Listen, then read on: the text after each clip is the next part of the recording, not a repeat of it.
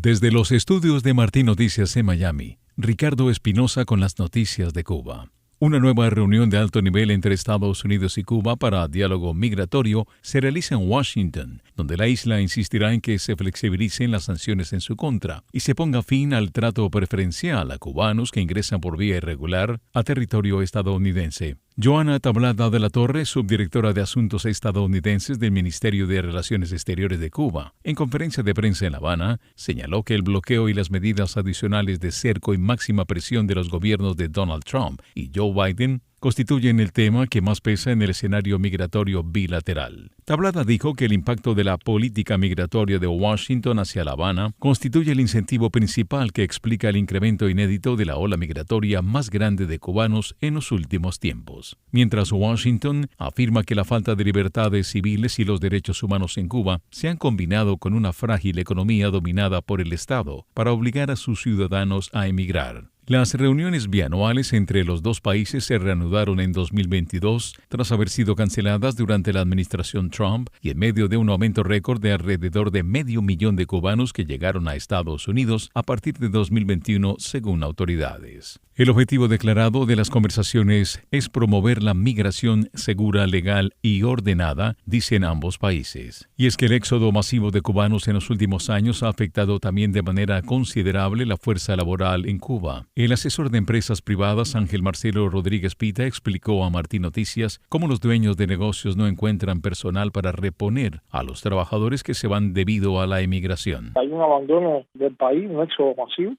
sobre todo de personas jóvenes, personas capacitadas, personas con interés en trabajar y que tienen ciertas capacidades, vamos a decir, instaladas para ello, donde hay ausencia de médicos, de profesionales, de maestros y tal. Y por otro lado se observa mucho en el sector privado. No solo por paro, mucha gente también optando por la ciudadanía de países europeos. Por otra parte, el fiscal general de Rusia, Igor Krasnov, llegó a La Habana para mantener conversaciones bilaterales con su homólogo cubano y otros funcionarios, dijo la fiscalía local. La visita de Krasnov a Cuba sigue a una gira por países de América Latina, realizada en febrero por el secretario del Consejo de Seguridad ruso, Nikolai Patrushev, un importante aliado del presidente Putin. En La Habana, Patrushev dijo que desarrollar buenos vínculos con los estados latinoamericanos y caribeños seguía siendo una de las prioridades clave de Moscú, acciones realizadas en el marco de una imagen rusa afectada por la invasión a Ucrania. Y atención que la aerolínea colombiana Avianca anunció que retomará próximamente sus vuelos a Cuba, luego de 4 años sin operar esa ruta que enlaza La Habana con Bogotá. El ministro cubano de Turismo, Juan Carlos García Granda, confirmó la noticia a través de un video compartido por la cuenta en X de la Aeronáutica Civil de Colombia. Acabamos de reunirnos con Avianca, que debe comenzar a volar en julio, 4 frecuencias semanales. El regreso de Avianca se da en un contexto en que varias aerolíneas han suspendido sus llegadas a territorio cubano, como Aerolíneas Argentinas, que el pasado 8 de marzo efectuó su último vuelo a La Habana. Recientemente, la aerolínea TUI, líder en viajes vacacionales en Europa, anunció la suspensión definitiva de sus vuelos hacia el balneario cubano de Varadero, desde Ámsterdam, la capital de Países Bajos. Precisamente el hundimiento del turismo en la isla refleja cifras cada vez más críticas para un sector clave en la economía del régimen, que el año pasado quedó por debajo de los 2,5 millones de visitantes, muy lejos de los números que esperaba alcanzar el gobierno, fijados en 3,5 millones de turistas.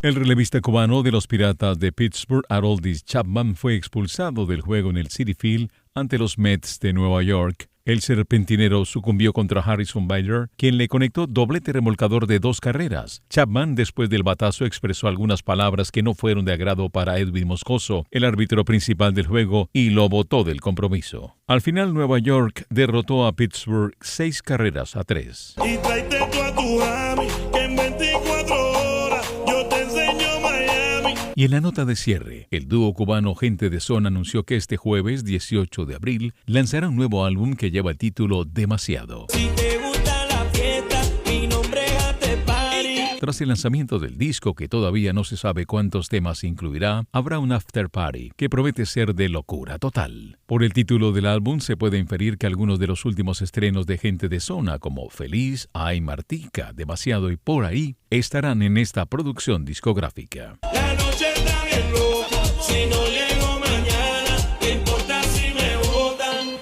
Pasaron las noticias de Cuba desde los estudios de Martín Noticias en Miami. Soy Ricardo Espinosa.